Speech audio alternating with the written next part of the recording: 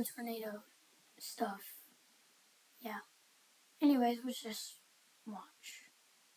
Please, we plead with you. You absolutely have got to get down. It's May 3rd, 1999, and the Gosh. strongest tornado in history is about to cross over I-44 near Newcastle, Oklahoma. Underneath an overpass, Kathleen Walton and her son are attempting to seek shelter from the twister. Kathleen wraps her arms around her son as winds underneath the overpass accelerate up to 300 miles per hour. Wow. Little do they know, this overpass is about to have a catastrophic effect.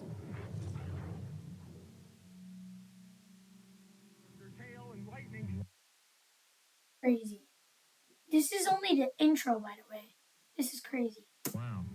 But I'll tell you guys, this is a very unusual occurrence for Salt Lake City, Utah. One of the most common tornado myths is that tornadoes cannot hit major cities.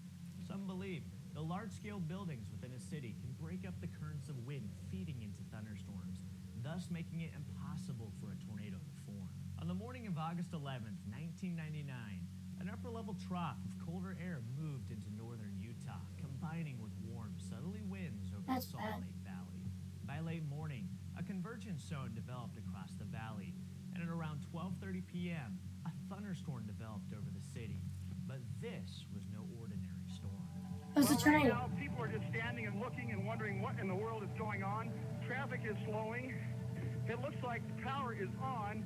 The semaphores are working. I'm seeing traffic flowing down West Temple here, no problems. Shortly before 1 p.m., a tornado developed and headed straight for downtown. Oh. It first touched down on Navajo Street, damaging several buildings before crossing over Interstate 15. From there, the tornado would intensify and produce widespread damage at the Delta Center, where the Outdoor Retailers Convention was being held. Several people were helping set up large outdoor vendor tents, including 38-year-old Alan Crandy when the tornado struck.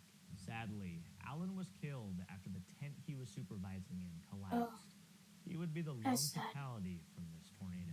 As it continued northeast through downtown, it damaged the Wyndham Hotel before knocking down scaffolding and shearing off a crane at the LDS Church Assembly. Maine, that's a strong This tornado. is just, I'm sure, Third West is probably, there could have been some major injuries or damage there because the tornado went right across Third West from the Delta Center. I'm looking at the Delta Center now, I can see pieces of the roof laying off on the side of the Delta Center. Shortly after, the tornado struck the Utah Capitol building and moved through Memory Grove, just barely missing the LDS hospital. Numerous homes and businesses sustained damage after it lifted along Edge Hill Road. This F2 tornado killed one and injured over 100 others in an event that shocked many in the meteorological community.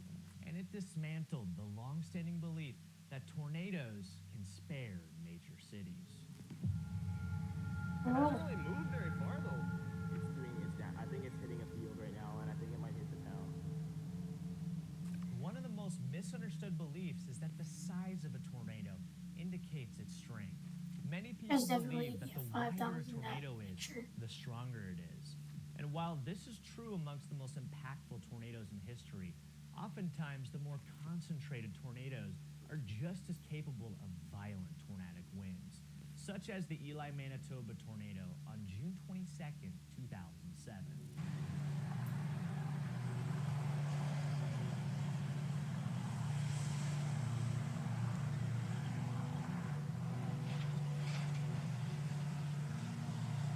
Look at that. That is strong.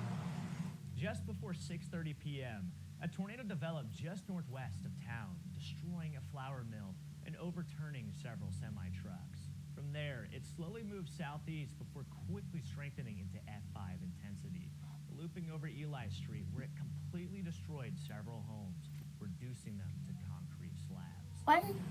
It's like tornadoes like Target. Oh. It's like tornadoes Target, you think it's going to go like over like one house, but nope. It just turns and goes in a curve and it like targets it. Kaboom!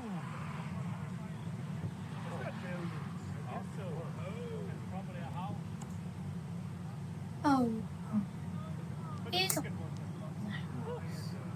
What made this tornado unique was how compact it was. A tall drill bit tornado width of only 150 yards, making it one of the smallest F5 tornadoes in recorded history. Miraculously, no one was killed or seriously injured by this tornado. I can hear it. I can hear it. I can hear it. Yeah. I think it's hitting the town. Eli. I think, no, it's either beside it or it's hitting it. It's March, and storm season is beginning to kick off, which means my sleep schedule is about to be cooked. However, it also happens to be National Sleep Awareness Month, which is why I'd like to thank today's sponsor, Helix Sleep. Between those late night chases and long, so I'm solving that lot while you're players and think about Helix and the chip and direct home, increasing for incentive. They are your love, sale, and my. Keep going if you can. Everybody duck down. Okay, go back a tiny bit. My sleep. Hold on, brothers. Hold on. Keep going if you can. Everybody duck down. Everybody duck down. Another popular belief is that outrunning a tornado is safer than taking cover. And in some cases, this can actually be true. However, it won't be an easy escape. Back on May 31st, 2013, storm chasers gathered in central Oklahoma ahead of a robust tornado threat that was shaping up across the region. And by 6 p.m., a tornado developed just west of the town of El Reno. Hey, Wait. Mike, I think he's El Reno tornado. He's got a tornado behind him. Yeah, Mike, can you hear us? Guys, that's it. Right there. Just ahead, meteorologist Mike Bettis and several crew This is like the members were trapped in EF5. a tornado. This was like the EF5 El Reno tornado. Mostly everyone knows that tornado. As part of the Weather Channel's 2013 tornado track team. There's the tornado. We are just north of Union City, south of El Reno, south of I-40. Cops have blocked off 81 at this point. We may actually quickly try to get in our cars and get south of this. That'd be the safest place to do that. I think we have to go now in order to stay ahead of this and not get run over by it. So, guys, I think we're going to get back in our cars. We're going to try to keep our cameras on top of this, and we're going to roll just to stay safe, okay? Realizing they were in its path, they made the decision to head south to try to get ahead of the tornado before it crossed Highway 81. This decision would prove to be costly.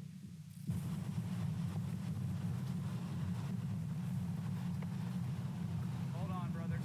Hold on. Everybody duck, go. Just keep going if you can. Keep going if you can. Everybody duck down. Everybody duck down. This window just... I think this window just got busted.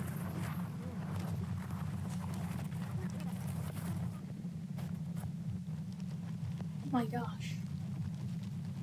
Is he flying? Inside the tornado, monster subvortices orbited the perimeter of the circular. Was he One like of those flying subvortices inside of the was tornado? beeline straight for the crew, striking the vehicle, tossing it across the highway, and rolling it nearly 200 yards into a nearby field.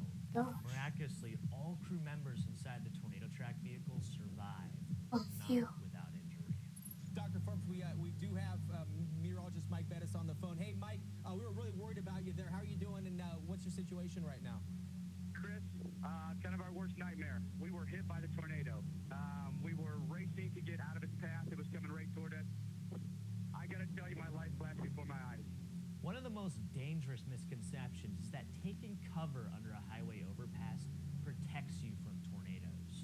On May 3rd, 1999, one of the strongest tornadoes ever observed struck the towns of Bridge Creek and Moore, Oklahoma at F5 intensity, with winds exceeding 300 miles per hour, leaving 36 people killed and injuring hundreds more.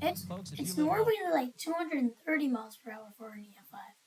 South 89th Street, and it's in North Moore right now. If you live on South 89th Street over to Lake Stanley Draper and Tinker Air Force Base, folks, it's headed your way, and it could easily be an F5 tornado. We plead with you. There it is crossing Interstate 35.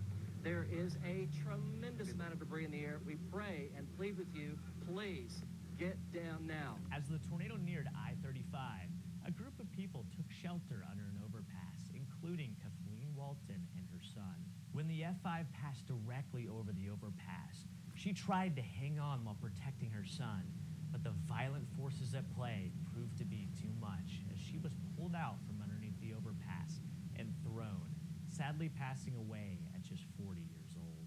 Those who were able to hold on to the overpass suffered gruesome injuries from the accelerated debris. This was the result of the Venturi effect, where tornadic winds were funneled into the confined space underneath the overpass, accelerating the already violent winds of the F5 tornado.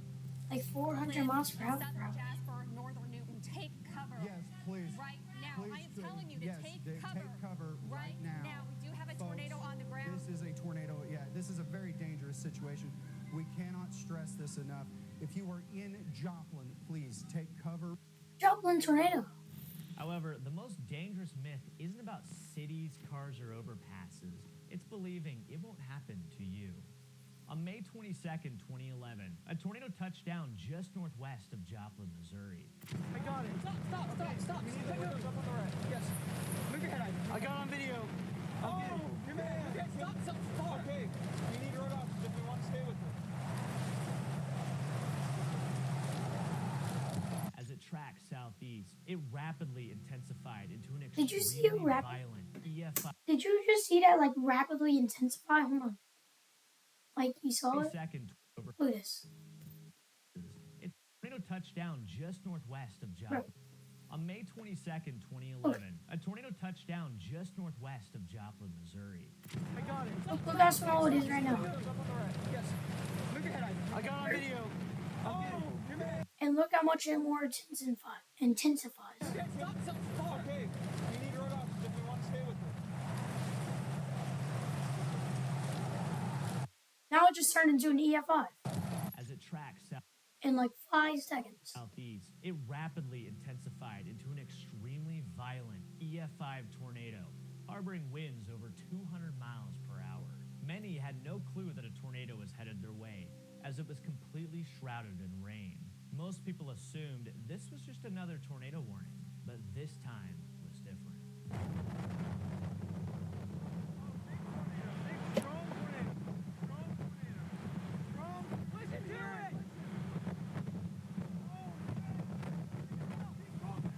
From there, the massive tornado would produce its first EF5 damage after flattening numerous homes, businesses, and medical buildings. Several 300-pound concrete parking stops anchored by rebar were torn from a parking lot and thrown up to 60 yards away.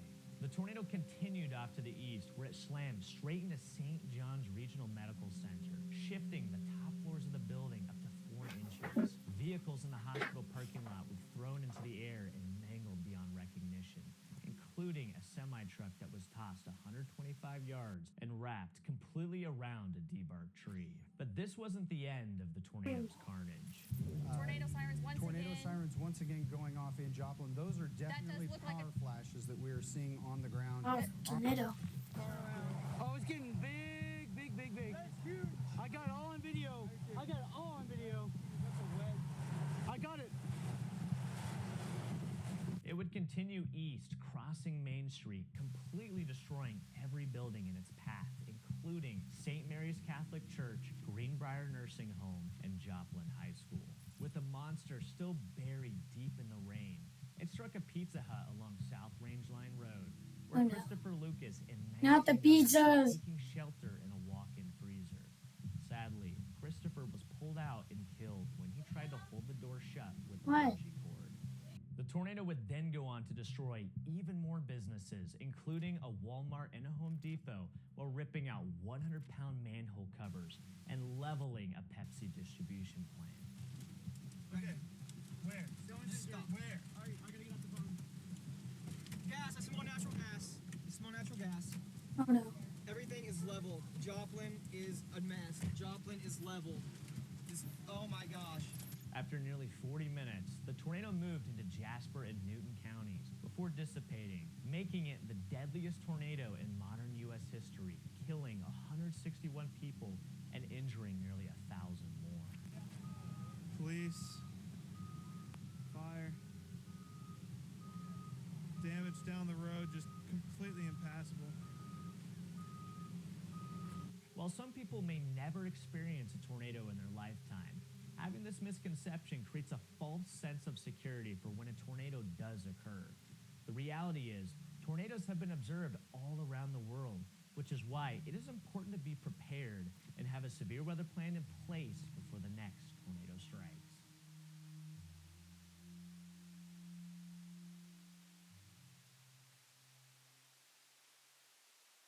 Rest in peace to whatever those. Oh. Anyways, guys, goodbye.